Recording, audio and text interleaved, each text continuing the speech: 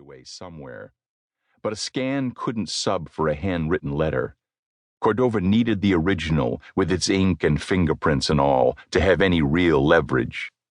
A copy, no matter how close to the original, was not the real deal and could be dismissed as a clever fake. He looked down at the pile of damning evidence. Some of these folks were about to get a freebie. Not because Jack particularly cared about them. For all he knew, some of them might deserve to be blackmailed. But because if he took just the Jankowski letter, Cordova would know who was behind this little visit. Jack didn't want that. With everything destroyed or damaged beyond repair, Cordova could only guess. Burning the pile would have been best, but the guy lived in a tight little Williamsbridge neighborhood in the Upper Bronx. Lots of nice old post-war middle-class homes stacked cheek by jowl in a neat grid. If Cordova's place burned, it wouldn't burn alone. So Jack had come up with another way. He held one of the Snapple bottles at arm's length as he unscrewed the cap. Even then, the sharp odor stung his nose. Sulfuric acid. Very carefully, this stuff would burn right through his latex gloves, he began to sprinkle it on the pile, watching the glossy surfaces of the photos smoke and bubble, the papers turn brown and shrivel. He'd used up most of the first bottle, and the room was filling with acrid smoke when he heard the front door slam 3 floors below. Cordova? Checked his watch. About 1:15 midnight. In the past week or so that Jack had been shadowing him, Cordova had hit a neighborhood bar over on White Plains Road 3 times, and on each night he'd hung till 1 a.m. or later.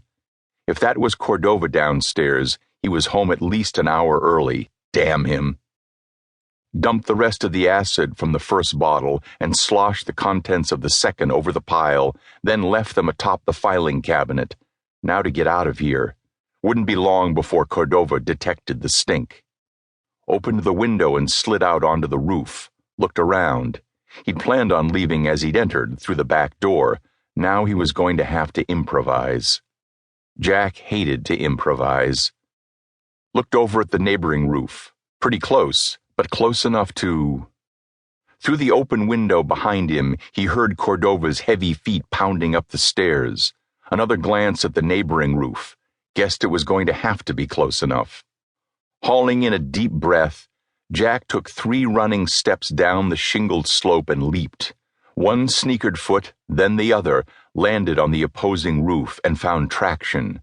Without pausing to congratulate himself, Jack used his forward momentum to keep going, his rubber soles slipping and scraping up the incline toward the peak. A loud, whiny "No!" followed by a bellow of rage and dismay echoed from Cordova's house, but Jack didn't turn to look, didn't want Cordova to see his face. Then he heard a shot and almost simultaneously felt the slug zing past his ear. Cordova had a gun. Jack had figured he'd have one somewhere, but hadn't expected him to shoot up his own neighborhood. 2 miscalculations tonight. He hoped he hadn't miscalculated on getting home alive.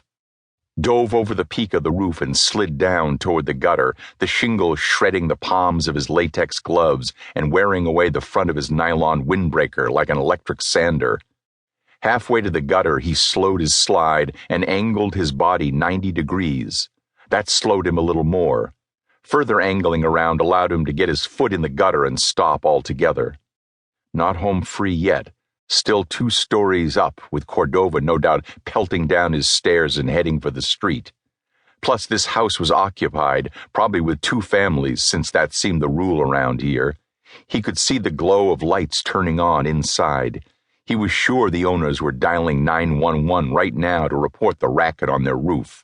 Probably thought he was a clumsy second-story burglar. Jack peeked over the gutter and positioned himself over a dark window. Slid off the roof feet first and belly down, easing his weight onto the gutter. It groaned and creaked and sagged as he hung by his fingers. Before it could give way, he managed to place his feet on the windowsill and let that take his weight. Eased himself into a crouch to where he could grip the sill with his hands, then dropped again. He clung to the sill only a second or 2, poising his feet a mere 6 feet off the ground, then let go. He twisted in the air and hit the ground running. His sneakers made